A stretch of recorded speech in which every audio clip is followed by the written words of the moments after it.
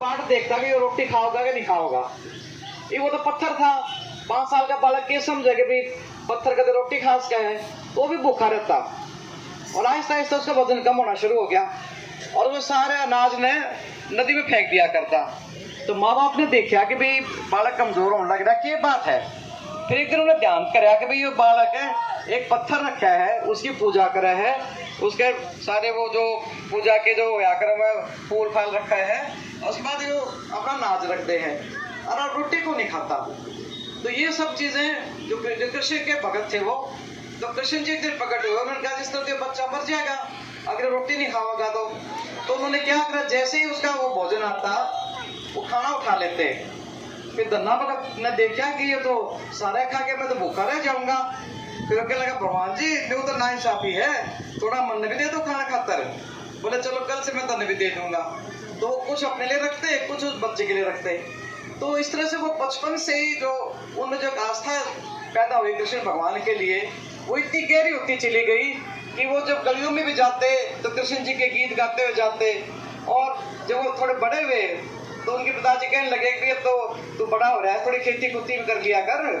तो उसने कहा हाँ जी कर लूंगा मैं। तो फिर उनके बाद उसको साधु संतों के बीच में रहना शुरू कर दिया था उसने भी। तो उन्होंने जैसे भी भाई ने बताया कि ज्वार के रास्ते में तो ज्वार बाजरा ज्यादा होगा ना, तो उन्होंने बीज दे दिया। उनको रास्ते में जो भी कोई मिला उसी को उन्होंने वो बीज पकड़ाते चले गए। जब खेत में पहुंचे तो सारे बीज खत्म हो लिए थे। कहने लगे मैं घर आ जाऊंगा तो बाप तो छोमा होगा। तो उन्होंने क्या करा, खाली हड़बा दिया, क्योंकि वहां तो बैलपुर हुआ करते, एक तो ट्रैक्टर आ रहे हैं, हड़बा दिया और पानी यहाँ दे दिया। तो बाप ने पूछा बोया है बीज? बोला हाँ जी बोया है सारा, और बहुत बढ़िया बोया।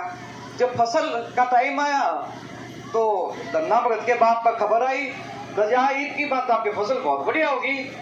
तो वो लड़का सोचने लगा कि मैंने तो बीजे को नहीं कह रहा था, ये फसल अच्छी क्यों करो उसका है। तो ये आस्था की बात हो है कि जिस कृष्ण का वो भगत था, उस भगत कृष्ण जी ने भी सोचा भी जो मेरी इतनी भक्ति कर है, मेरे को उसके कुछ न कुछ उसको देना चाहिए। तो गांव के और भी लोग गए खेत देखण, तो वहां पूरी फसल ले ला रही। तो कहने ये तो बहुत बढ़िया आदमी है। तो इस तरह करके वो धीरे धीरे उनकी जो आस्था बढ़ती चली गई कृष्ण जी में, और वो कृष्ण के भगत बनते चले गए। और उसके बाद 60 साल तक वो जिए। और पंजाब है, चाहे राजस्थान है, चाहे हरियाणा में है, हर जगह उनको धन्ना भगत के नाम से जानने लगे।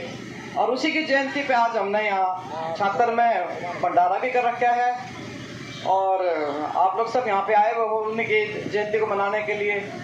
तो इस तरह से ये जो इस तरह के साधु संत होते हैं, हालांकि तो 600 साल पहले हो लिए, 666 साल पहले हो लिए, लेकिन ये हमारे को एक प्रेरणा देते हैं कि मिलजुल कर रहना चाहिए, प्यार से रहना चाहिए।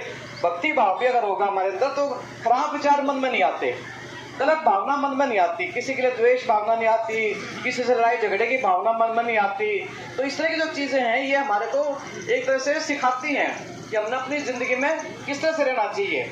घर परिवार तो सबके साथ लगे हुए हैं, लेकिन उसके साथ साथ अगर भगवान में आस्था हो, चाहे कृष्ण जी में हो, चाहे राम में हो, चाहे महात्मा बुद्ध में हो, क्योंकि बहुत सारे भगत हुए हमारे यहाँ। तो ये जो चीजें हैं ये हमारे को इकट्ठा रहना भी सिखाए हैं और मन में अच्छे भाव लाना सिखाते हैं। तो ये जो सारी चीजें हैं, ये धन्ना भगत के बारे में उन्होंने तक बहुत अच्छी तरह से गा के भी सुना दिया, बहुत बढ़िया आवाज भी बहुत अच्छी इस बात की। और मैंने आपको थोड़ी सी कहानी बता दी कि मैं जब चलने लगी, मैं जो साथ पूछा, मैं कहा धन्ना भगत के बारे में थोड़ा बहुत तो मैंने बता दिया, और मैं बोलूंगी के जाकर। फिर उन्होंने कहा कि धन्ना भगत जाट था, राजस्थान में पैदा हुआ था, लेकिन उसका जो मान सम्मान है वो हरियाणा, पंजाब और राजस्थान हर जगह मनाया जाता है वो। तो हमारे तो बड़ी खुशी की बात है कि हमारे भी यानी इस तरह के भगत होने लग गए। तो ये सब चीजें मैं आपने बताना चाहूँ थी। बाकी आप लोग, मैं आपके लोग के बीच में आपका बहुत बहुत धन्यवाद। नमस्कार।